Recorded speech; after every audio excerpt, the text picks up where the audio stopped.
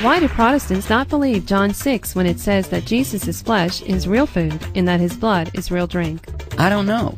In Matthew 26, Mark 14, and Luke 22, Jesus says of the bread, "This is my body." He says of the wine, "This is my blood." Not "this is symbolic of," or "this represents." He says this is.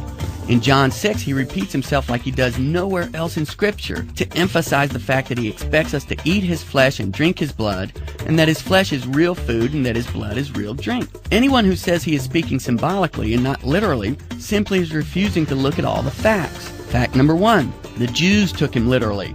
We see that in verse 52. Fact number 2, his disciples took him literally. We see that in verse 60. Fact number 3, the apostles took him literally, verses 67 to 69. If everyone who heard him speak at the time took him literally, then my question is, why does anyone today, 2,000 years after the fact, take him symbolically?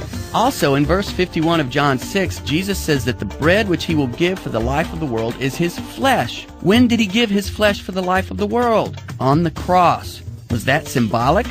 If you think Jesus is speaking symbolically here when he says that we must eat his flesh and drink his blood, then you must also conclude that Jesus' death on the cross was only symbolic. It wasn't really Jesus hanging up there. It was symbolic flesh and symbolic blood. Jesus is clearly talking about the flesh that he gave for the life of the world.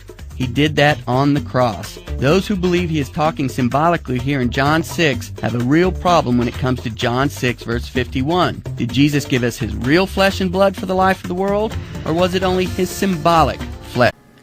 Besides the problem of the disciples, the Jews, and the apostles, and the church from the get-go took Christ's words literally, Protestants have a couple of additional problems with the idea that John 6 could be anyway symbolic.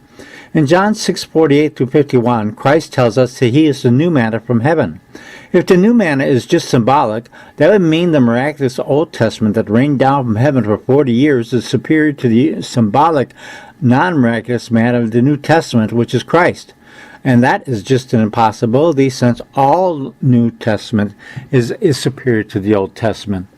Paul references the manna as spiritual food, yet the manna fed the Jews in 1 Corinthians 10:3-4, and water from the rock as spiritual drink. Spiritual does not necessarily imply symbolism by any stretch of the imagination. Spiritual, or my words are spirit, just means there's more than just the physical here. And with that, the Protestants have some major problems in trying to interpret John as simply symbolic.